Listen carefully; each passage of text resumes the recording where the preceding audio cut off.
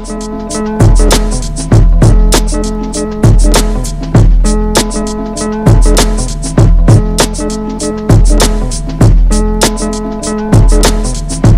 know what's amazing about it is that you came in a full-fledged media outlet.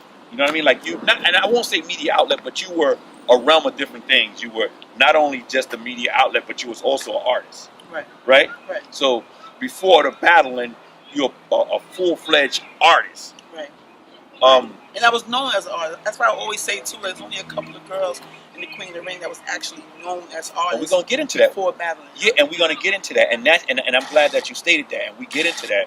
But what made you say, you know what, I'm gonna try my hand at battling?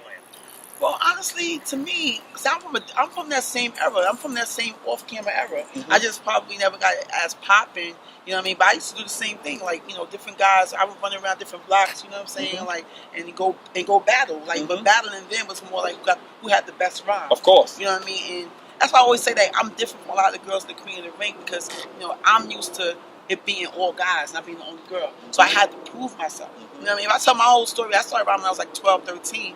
And I feel like the last time, you know, somebody said I was whack was at that age. You know what I mean? By the time I was 18, you know, the same cats was calling me whack was saying, yo, shorty's nice. Right. You know what I mean? Right. Like, I earned that. You know Right, what I mean? of course. And that's where the passion comes from when I'm rhyming, which I think that some girls, they just be lacking that passion. Like, I have 2 artists of my own now, and I just feel like sometimes they don't have that passion. I mean, where they getting it from? Because sometimes I feel like, you know, other than telling their story, which is, you know, something that you should be passionate about, sometimes girls just don't have that the camaraderie. The camaraderie? Well, the camaraderie too, but just that gut, the rhyming that comes from the gut.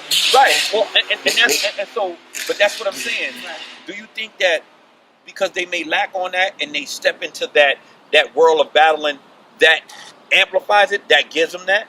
It does to a degree, but honestly, you know, like, shout out to my girl, you know, Jazz the rapper. She's doing her thing. She's buzzing. She's one of the biggest, period, and she strategically has, you know, done her battles, which is a good thing. But in the beginning, we used to kind of go back and forth because she liked my style, I like her style. To me, I thought that she rhymed like she looks cute. Right. I'm not doing that, girl. Like, we don't rhyme because we think it's cute. We rhyme because we got something to say. Right. You know, I want you to see me. I want you to hear me. Like, you know what I mean? Like, and to me, she was rhyming like she was like dope with the words, but it wasn't coming from the gut. Right. And that kind of like, you know, not to put on her, but a lot of other girls too.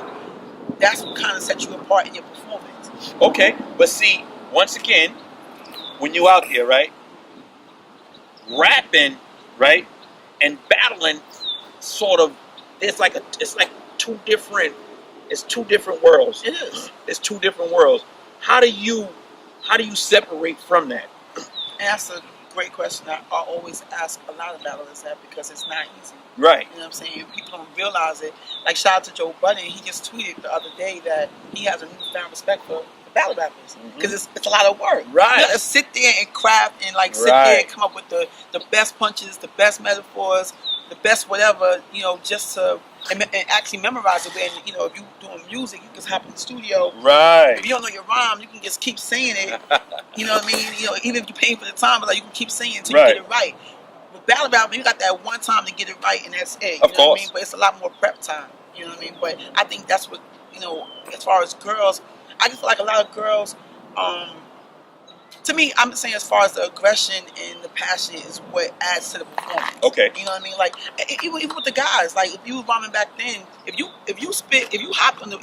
came to a cipher or wherever, right, and you spit a rhyme, if you're not feeling yourself, niggas ain't gonna feel you. Right. That's what I'm saying. That, you know, that aggression and stuff that has to do with feeling yourself. You know what I mean? And a lot of times, even in battles, sometimes it's not about the bar. They say bars over everything. It's not bars over everything. You know what I mean? It's like that to a degree, but sometimes the person with the better performance or who has the confidence kind of like can beat the guy with the better bars if the guy with the better bars is not saying them right. So let me ask you this. I mean? So now we get into we get into your battles. Right.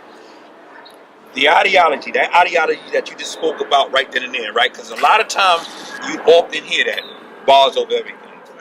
Strategically, which battle did you use to say, you know what? I know she has bars. What verbal vehicle will I use to take her down?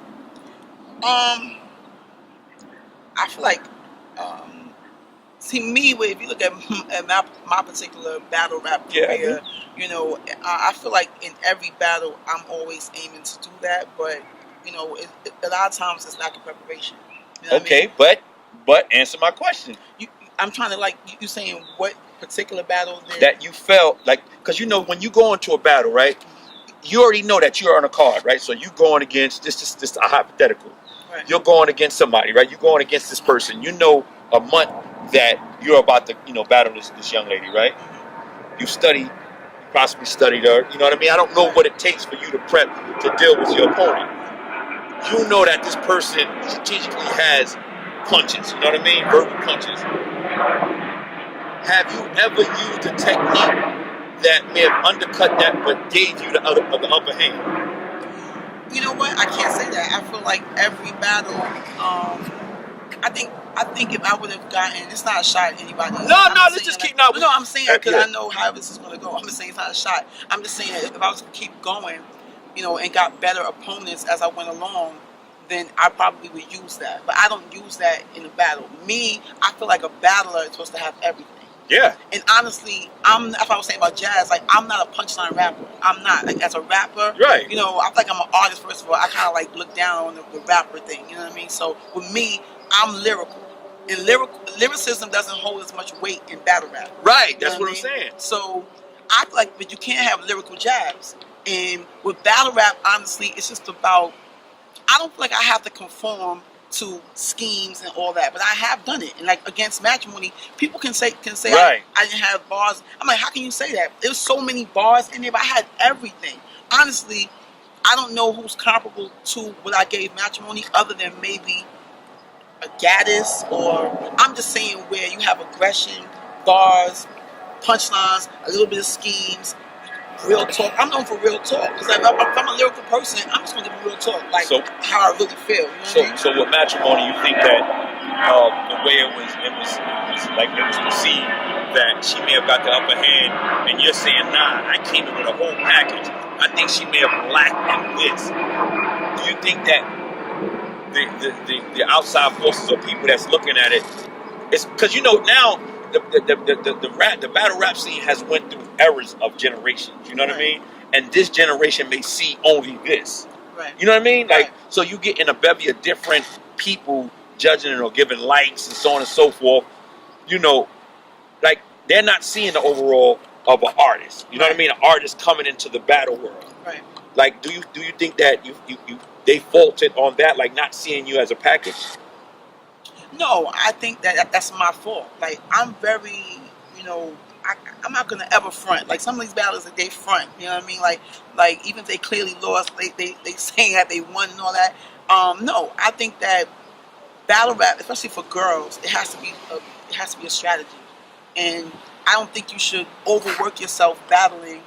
If you are an artist, if you are a battle rapper, and that's what you want to do, then by all means, kill, get your brand up, get your name up, and start getting your money. You know what I'm saying? But I'm saying that by that time of Matrimony's battle, when I finally decided to have the whole package, because I finally decided to put my all into it. Last time I put my all into it probably was Norman Bates.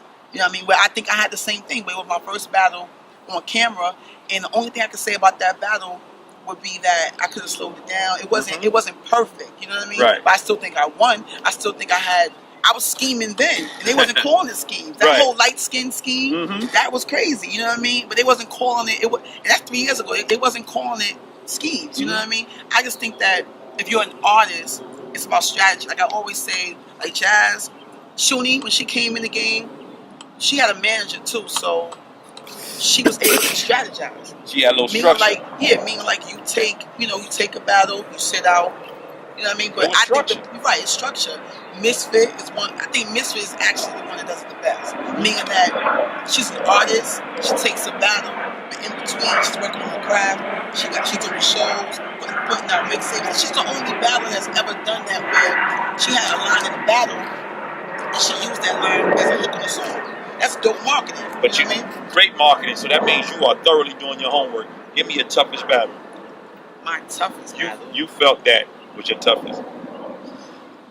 I I don't feel like none of them were really tough. I feel like no one.